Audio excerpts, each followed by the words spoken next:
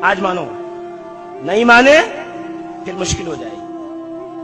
وہ دورہ خلافت علی ہے، ایک آدمی آیا اور آ کے کہا یا علی تم کہتے ہو سلونی پوچھو، جو لوگ پوچھتے ہیں تو تم اس کا جواب دیتے ہو، مگر اے علی ایک بات سمجھ میں نہیں آتی، آج تم جو بھی کہو گے میں اس کو جھوٹا ثابت کر کے رہوں گا۔ کیا؟ کہ یا علی بتائیے آج میں کیا کھاؤں گا، آج میں کیا کھاؤں گا؟ تو کہا آج تم دودھ اور چاول کھاؤ گے۔ کیا کھاؤ گے؟ بولو، دودھ اور چاول کھاؤ گے۔ اس نے کہا اللہ کی قسم میں دودھ اور چاول نہیں کھاؤں گا، اللہ کی قسم میں دودھ اور چاول۔ بولو، اب بولو دودھ حرام ہے، چاول حرام ہے، دشمنی علی نے حلال چیز کو بھی اپنے اوپر حرام کروا دیا۔ میں دودھ اور چاول نہیں کھاؤں گا، میں تو نہیں کھاؤں گا اللہ کی قسم۔ کہا ٹھیک ہے جا۔ وہ گھر سے نکلا، وہ علی کے دربار سے نکلا، اپنے گھر میں پہنچا، بیوی کو کہا دیکھ دوپہر ہو گئی ہے۔ اچھا محلے میں سب کو بتاتے ہوئے آیا تھا کہ علی نے کہا ہے میں دودھ چاول کھاؤں گا، میں نہیں کھاؤں گا، علی کو جھوٹا ثابت کر دوں گا۔ گھر پہنچا، بیوی کو کہا کیا پکا ہے؟ کہا کیا پکا ہے؟ کیا صبح سے کہاں غائب ہو گئے تھے آپ؟ ڈھونڈ ڈھونڈ کے پریشان ہو گئی میں آپ کو۔ کہا کیا ہوا؟ کہا ہوا کیا صاحب، تم گئے اور اونٹنی نے بچہ دے دیا، اسی کی خدمت میں لگی ہوں صبح سے، کہہ رہے ہو کیا پکایا؟ کچھ پکایا ہوا کہا نہیں ہے، اونٹنی نے بچہ دیا ہے، دودھ بنایا، دودھ نکالا ہے، تھوڑے سے چاول بنائے، کھا لو۔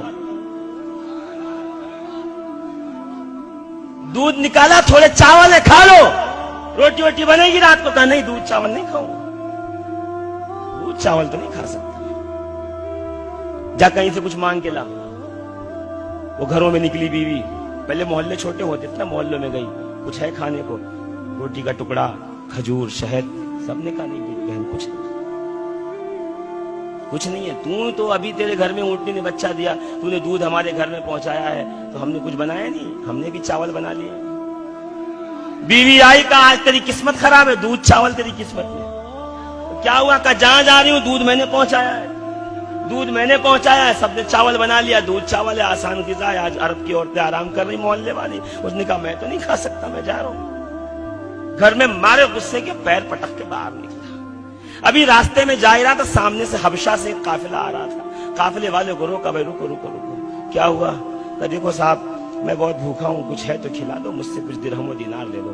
قافلے والوں نے کہا ہم حبشہ کے لوگ ہیں، ہم مہمان نواز ہیں، کیا پیسے دکھا رہا ہے، بیٹھے کھانے کا انتظام کرتے ہیں۔ بٹھایا اس کو، پورے قافلے میں پوچھوا لیا، سب نے کہا حضور ابھی پچھلے مقام پہ تو ہم نے کھانا کھایا، ابھی سفر شروع کیا، اگلے مقام پہ رکیں گے تو کھانا بنے گا، کچھ کھانے کو تو ہے نہیں۔ کا پھر کا بچوں کے لیے تھوڑا دودھ چاول نکال کے رکھا تھا، بولو تو کھلا دے دے۔ کارے مہمان آیا ہوا، دسترخوان بچھا کر کے دودھ چاول رکھا، آئیے آئیے بیٹھیے، بٹھایا گیا، کھولا کھائیے۔ کہا نہیں دودھ چاول تو نہیں کھاؤں گا۔ کیوں؟ کہا نہیں دودھ چاول نہیں کھاؤں گا میں، روٹی ہے تو دے دے، کھجور ہے تو دے دے، شہد ہے تو دے دے۔ اس نے کہا نہیں یہ تو نہیں ہے، یہی کھانا پڑے گا۔ کہا ہم تو نہیں کھائیں گے۔ اس نے کہا اچھا ہم نے سجا دیا، اب تو دسترخوان سے اٹھے گا، ہماری بے عزتی کرے گا،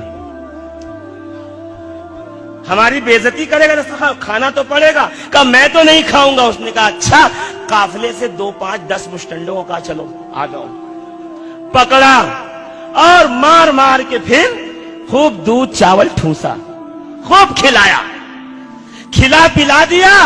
وہ آنے لگے، علی مرتضیٰ اپنے مصاحبین کے ساتھ کوفے کے دروازے پہ بیٹھے تھے، سامنے سے فٹ بال کی طرح چلے آتے تھے، سوجے سجائے پھوگے پھگائے۔ کہ کیا ہوا؟ دودھ چاول کھایا؟ کہا نہیں دودھ چاول نہیں کھایا۔ علی نے کہا سن، دودھ چاول بھی کھایا، مار بھی کھائی، پہلے مان لیتا تو صرف دودھ چاول کھاتا، نہیں مانا تو مار بھی کھائی، دودھ چاول بھی کھایا، تو ولایت علی مان لو۔